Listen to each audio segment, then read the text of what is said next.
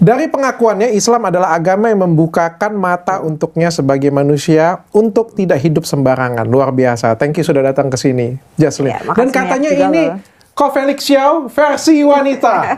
Sudah pernah ketemu dengan Ko Felix? Belum, tapi kita lagi usahakan nih jadwalnya. Karena Ko Felix kan jadwal luar biasa padat ya. Kenapa? Kenapa orang ngomong kayak gitu? Kenapa kamu mau ngomongin Ustaz Felix Xiao? Sebenarnya kalau jujurnya sebelumnya sebelum saya mualaf, saya nggak terlalu kenal namanya Ko Felix Xiao yang mana. Oke. Ya Hadi, ya Bashir, ya Tabibi, Nabiyullah, khairul khalqi, khairul khalqi jami'an, lahu a'la manasibi wal marati, salatullahi ma lahat kawaki, ala man khairi man.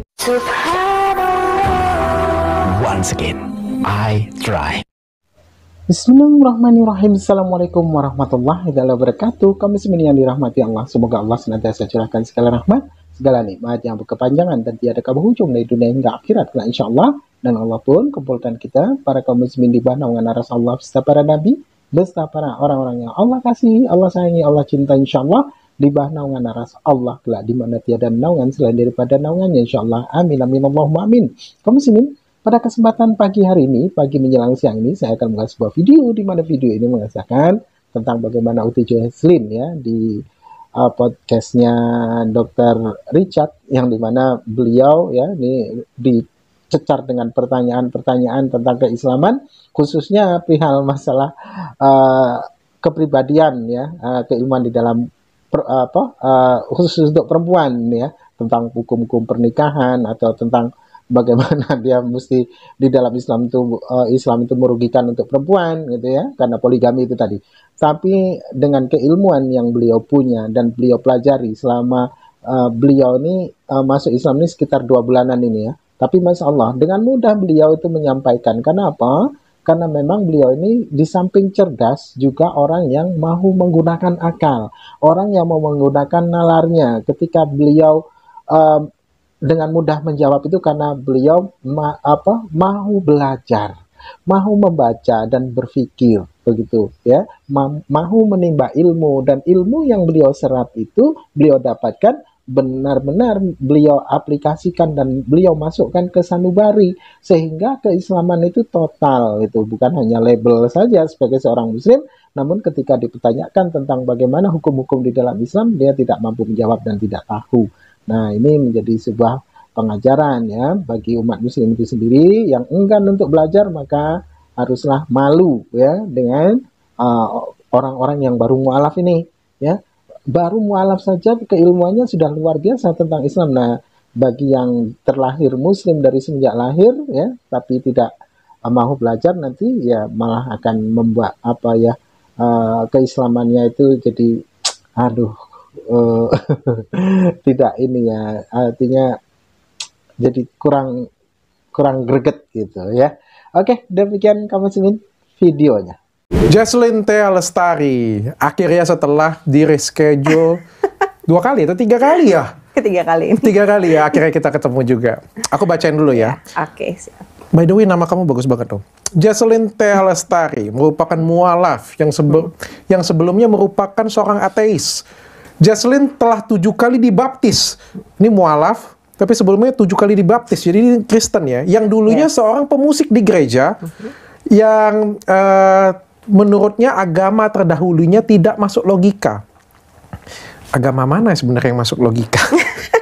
Sepertinya agama dan logika itu harus dipisahkan sih.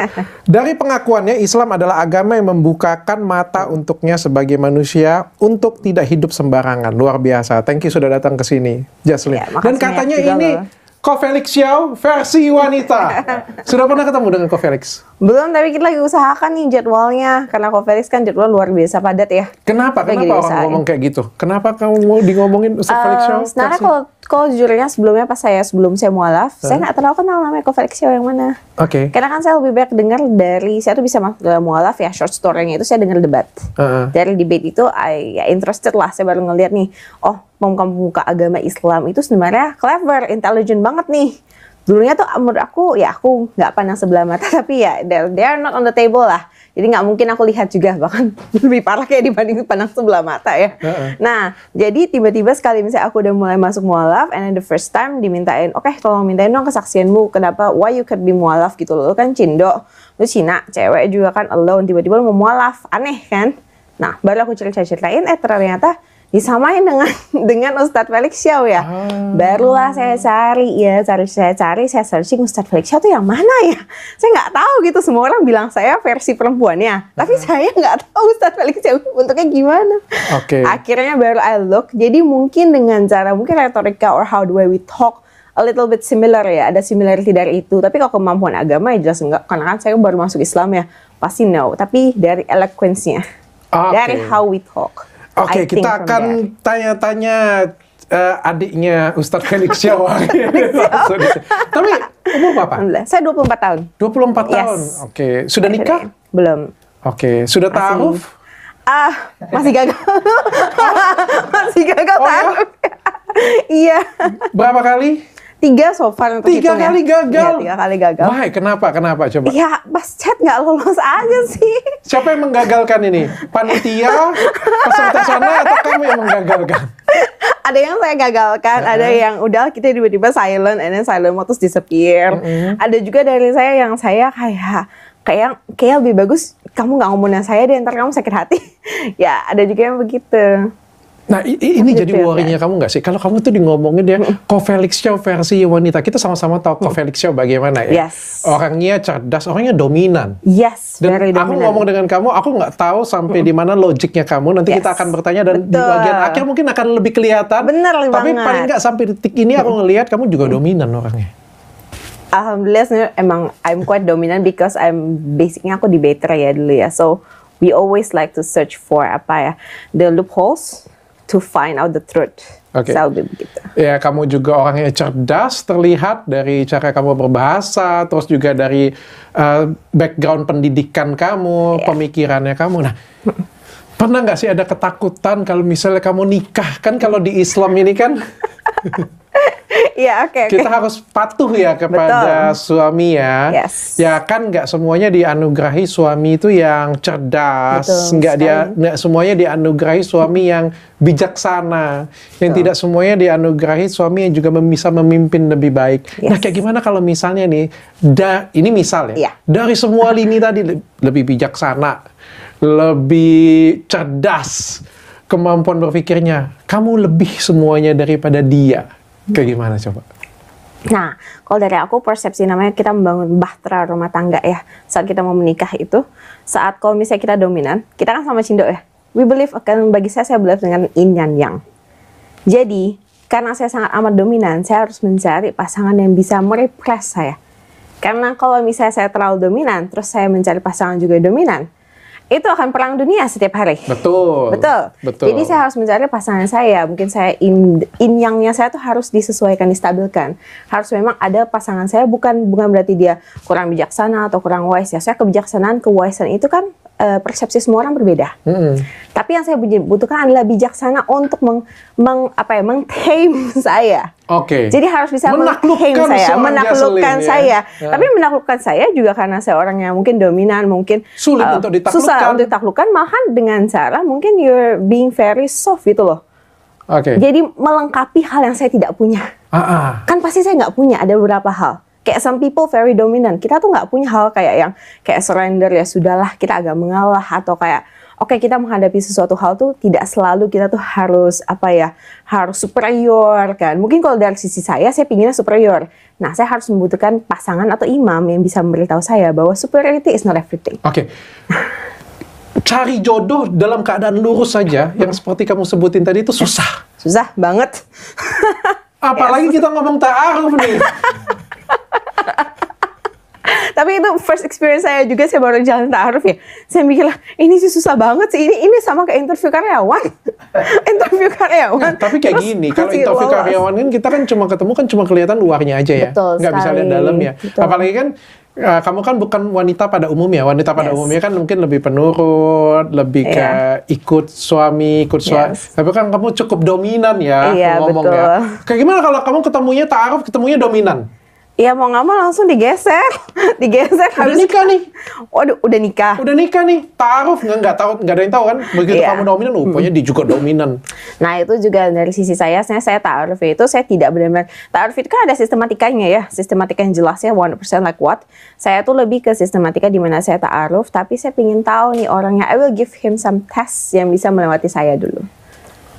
Jadi dia harus Serem melewati ya. tes. Bukan kayak gitu, kayak gini. You have to see my worst and my best gitu loh. My Okay. best, okay, in front of camera, in front of everything. Maybe that's the best ya. Atau maybe in battlefield or anything. Maybe it's the best. Tapi the worstnya juga, loh, you have to see. And you have to see whether or not kamu tuh bisa survive me gitu loh. Or you can tame me. Sebenarnya bukan survive ya. Kalau survive itu kan cuma kayak sedih banget, miris banget, itu cuma survive. Tapi gimana cara kamu bisa membuat saya mengerti? Kayak gimana kalau misalnya kamu sudah nikah nih, suami kamu tadi kayak, ya susah juga kalau kita ngomong orang dominan itu kan pasti mandang orang lain itu sedikit lebih di bawah kita ya, pemikirannya ya. Itu Orang ada dominan itu default. pasti, Ada gue default ngerasa system. lebih superior, lebih Yes. jago, lebih pinter, Betul. lebih apa ya, se-step di bawah kita gitu. Iya. Dan kita nggak setuju dengan keputusan yang diambil. Tapi dia tetap suami, di mana secara Islam suami itu adalah imam. Imam, betul sekali. Dan kamu harus ikut Harus kata-kata menurut suami. dan ya harus menurut dan tidak boleh membantahnya. Jadi begini, kalau memang dalam posisi saya sudah di rumah tangga, yang saya harus paling saya perhatikan adalah mawas diri. Saya harus mengerti bahwa diri saya sendiri berbahaya nih. Jadi not 100% I should believe myself. Jadi kayak gini, kadang kita kan pasti itu karena kita ego sebenarnya. Yang membuat kita tidak mau menyerah adalah ego. Superiority itu bisa nggak diturunin? Bisa. Kalau kita mengerti namanya konsep, emang misalnya kita dalam Islam terutama jika kita turut dan mengikuti kata suami, kita bisa merespek suami, walaupun kadang kita merasa opini lu nih kadang ya, lu mikir apa enggak sih, kadang kan bisa begitu kan di pandangan kita.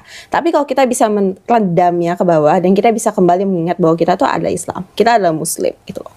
Bagaimanapun suami walaupun sejelek-jeleknya itu tetap suami kita, dan kita turut karena perintah Rasulullah, dan emang itu perintah dari Allah sendiri. Kita turut, kita tunduk, pahala kita luar biasa. Jadi kalau kita bisa sampai ke tahap itu, superiority-nya bisa kita tekan. Menurut kamu bisa nggak? Alhamdulillah saya usahakan sebisa mungkin sih. Alhamdulillah saya biasakan sebisa mungkin. Itu bisa dilatih soalnya. Bisa dilatih ya? Itu bisa hal yang bisa dilatih. Tapi ini topik yang amat sangat menarik sih. Yes. Aku pegang kamu ini, aku nggak akan ngomongin cerita mualaf kamu karena Udah bisa banyak. ketemu di mana pun. Iya. Yang aku pengen ngobrol karena menurutku ini suatu hal yang menarik. Kamu pindah dari agama Kristen, kita Yes. bilang, ke entah ke ateis, entah kemana, terus kamu pindah ke Muslim. Muslim. Ya, as a Muslim. Mohon maaf ya, ini kan cuma pertanyaan. Iya. Kenapa kamu pilih Muslim, sedangkan sebenarnya dari beberapa pilihan yang lain, baik ini Kristen ataupun ateis, Yes. menurutku Muslim ini yang paling tidak menguntungkan bagi wanita. Exactly. Sebenarnya itu tidak menguntungkan bagi wanita, secara logically-nya tidak menguntung. Patriarki Yes. Ya. dan pokoknya sebagai wanita itu benar-benar ya nggak setara dan sedikit dirugikan lah ngomongnya. Benar ya, tapi seperti itu ya? Iya, memang ada pandangan seperti itu. Kenapa? betul. Padahal kamu bisa milih loh. Kalau yang lain mungkin lahir secara Islam kan nggak bisa memilih nih. Tapi kan kamu kan sempat di Kristen. Betul. Di Kristen tuh kita dianggap benar-benar setara. Yes. Kurang lebih setara ya. Equal lah. Equal ya. Yes. Apalagi kalau di ateis. Yes, itu lebih nggak ada batas lagi. Nggak ada batas. Limitless itu. Terus gue sama, kita sama-sama napas, sama-sama makan. Iya, benar Ya kan? banget. Tapi kalau di agama Islam tidak seperti itu. Karena again itu kembali sebenarnya karena sifatnya saya, khususnya saya pelihara. Kayak again, kalau the religion I born in kan belum tentu saya perlu pegang sampai saya meninggal dong. Then now I make a choice. Aku pilih Islam karena saya sadar diri sebenarnya. When I become atheist, itu kan saya pas saya masih megang Kristen, saya megang ateis nih. Saya nggak mau nih. Saya istilah saking saya sok tahu atau ya saking saya pingin superiornya ya, saya pingin menyatukan dua barang supaya complete. Karena what I didn't get in Christian, I get it atheist. Jadi aku jalanin bareng-bareng. Saat aku pindah ke Muslim, aku pilih menjadi seorang Muslim, dan aku pindah ke Islam adalah karena itu yang bisa mengontrol diri aku. Jadi aku tidak menganggap diriku itu segala-galanya. From the rules, because people like me itu butuh rules. Tanpa rules, nggak ada batas di dunia ini bagi saya. Jadi kenapa harus dibutuhkan patriarki itu? Karena there is women like me. Kalau misalnya kami dibiarkan sendiri, dunia hancur bener. Hancur. Gitu loh. Jadi sometimes ada tujuan sebuah agama. Kenapa sih agama bisa dikontrol? Kenapa kita dikontrol oleh patriarki? Karena sebenarnya perempuan juga, we are best to be advisors. When we become advisors, hal-hal kayak saya nih, kalau saya jadi pemimpin, saya jadi leader, karena I also have my superiority, dan saya selalu melihat I can think better than you, I can make better than you, kan. One day, who can coach me gitu loh? Because I always feel better. Satu hari sepandai-pandai lompat, tupai melompat pasti jatuh. Walaupun kita sepinter-pinternya, tapi kalau kita nggak mau nunduk, kita pasti jatuh. And I believe that will happen. Jadi sebelum itu terjadi pada saya nih, saya udah ngerti nih, diri saya nih kuat banget, keras banget. Kadang aku juga nggak ngerti ya. Aku bahkan mau nasihati diri aku nih, lu jangan ambil keputusan begini. Tapi saking kerasnya pendirian saya, dan dibaskan dengan logik yang jelas, dan faktanya begini nih mendukung nih. Bahkan hati nurani saya udah nggak bisa melawan keinginan saya. Jadi our heart udah nggak bisa ngelawan hati, nggak bisa ngelawan keputusannya. Agak aneh pernyataan kamu dengan apa yang terjadi. Karena biasanya orang yang tidak bisa ditahan, orang yang dominan, orang yang meledak-meledak, orang yang logik banget gitu ya, pasti nggak pengen dikontrol. Dan ketika mereka tidak pengen dikontrol, mereka pasti akan pindah ke sebelah nih. Iya. Atau ke ateis nih, kayak gitu. Karena di sini Anda sangat dikontrol loh. Yes. Anda sangat Exactly. dikontrol. Pemikiran Anda, ya kebetulan Jesselyn di sini pakai hijab kayak gitu ya. Betul sekali. Dan hijab saya udah kontrol ya. It's the shape of control. Begitu juga dengan patuh kepada suami, Exactly, betul menunduk sekali. kepada suami, tidak boleh, ada banyak, nanti kita bahas satu persatu. siap. Ya, termasuk poligami, Exactly. termasuk menikah, mengizinkan suami menikah lagi itu adalah surga. Yes. Ini kan menunjukkan bahwa sebenarnya bagi seorang wanita itu ya, ya benar-benar kayak dipagerin ya. Benar kamunya ya. Nah, kalau dari saya itu karena memang again saya tuh sadar dirinya saya bahwa kalau misalnya saya mau superior terus nih, ini kan the choice is kalau misalnya saya tetap mau di seberang, saya tetap mau di Kristen dan ateis, berarti saya mau mempertahankan posisi saya kan. Sedangkan saya tahu posisi saya ini dangerous untuk myself. Deep inside dalam hati saya tahu saya gini terus. One day I will get destroyed by myself.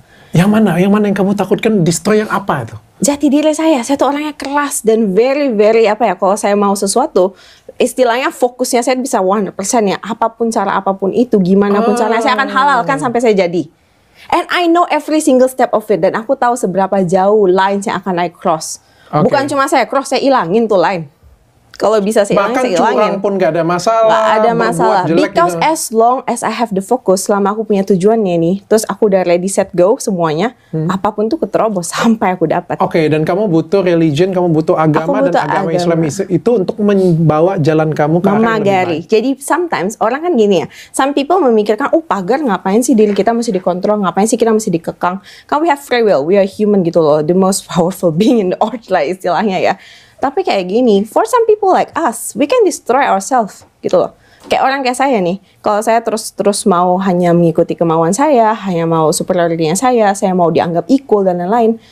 Kayak yang kau bilang, saya gimana bisa nganggap pasangan saya equal kalau saya bisa habisin dia gitu loh.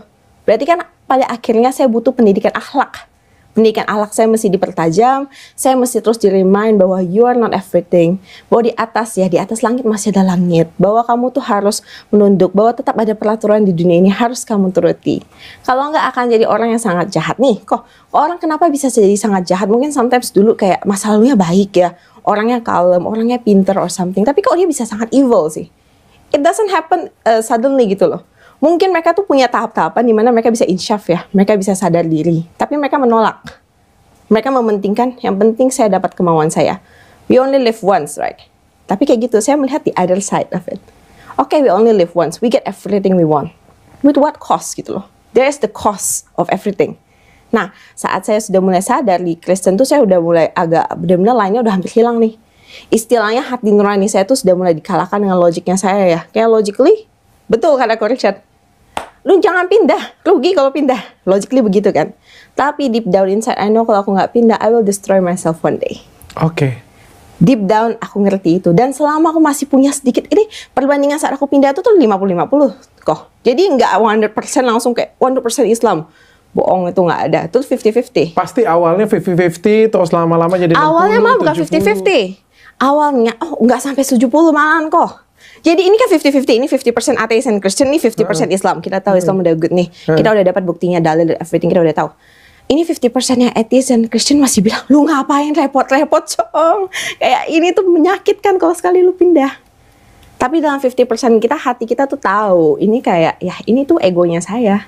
This is my ego gitu loh. Jadi saat 50% of my hati nurani udah menjawab, oke, kuatkan diri aja. Barang itu ada proses. Kalau melakukan hal yang tujuannya baik itu, ada cost-nya juga. Sama juga when you do something bad, ada konsekuensinya juga. Tapi kan masalahnya adalah tujuan lu apa? Apakah konsekuensi ini worth it untuk ditembus, untuk meraih tujuannya saya? Nah, setelah saya timbang, ternyata konsekuensi untuk masuk Islam itu jauh lebih tinggi dibanding saya mempertahankan nih hidup saya seperti ini. Oke. Hidup saya yang sebelumnya saya udah bisa mempetakan ya. Istilahnya bukan kita bisa see the future, tapi kita bisa mind maps kan. Berdasarkan dengan kelakuannya kita, history kita, what we ever did, pencapaiannya kita, and what we, apa harga yang kita bayar untuk mendapatkan itu. Kita deep down kita tahu nih. Nah, saya berdasarkan logika itu, ini cuma nembus 1%, 2% kok. Oke. Jadi nggak nembus banyak. Aku pengen ada cerita sedikit. Jadi Yes.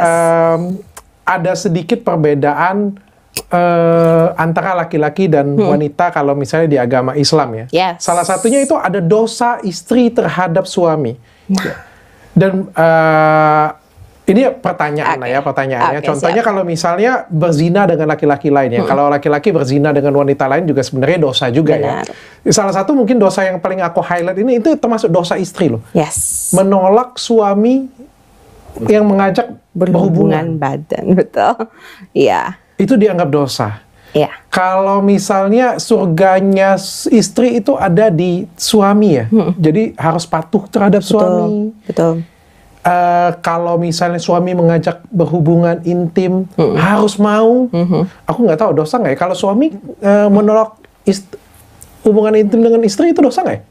Harusnya saya kalau aku belum belajar soal bagian suaminya ya, tapi kalau aku belajar di bagian istrinya adalah kita dosa di bagian istri jika kita menolak. Oke. Karena again kan dosa istri itu ada yang ditanggung oleh suami jika misalnya suami sudah Kecipratan memperingatnya juga kita. dia.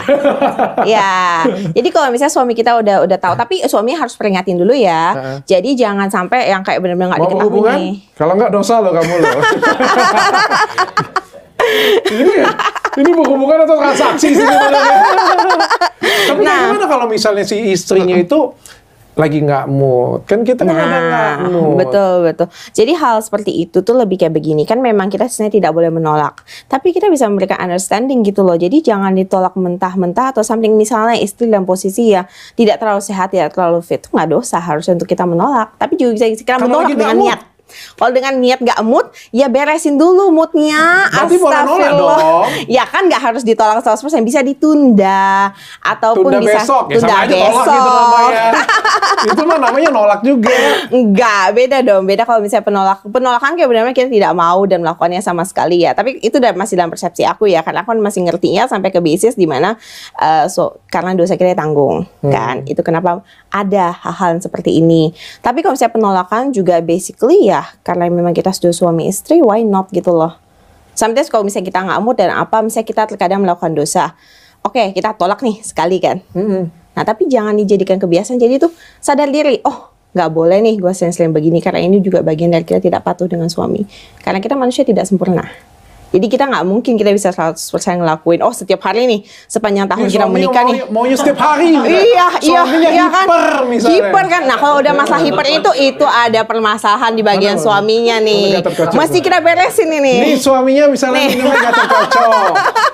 Dia maunya sehari 3 kali. Nah, itu. Ya aku cerita kayak gini Iya, ya, kita oke, masukin siap. kita masukin ya. Siap. Lo deh jadi istrinya. Jesslyn jadi istrinya. Iya. Logic, thinking, pinter, cerdas, dapat suami agak bego pula, mau kondo.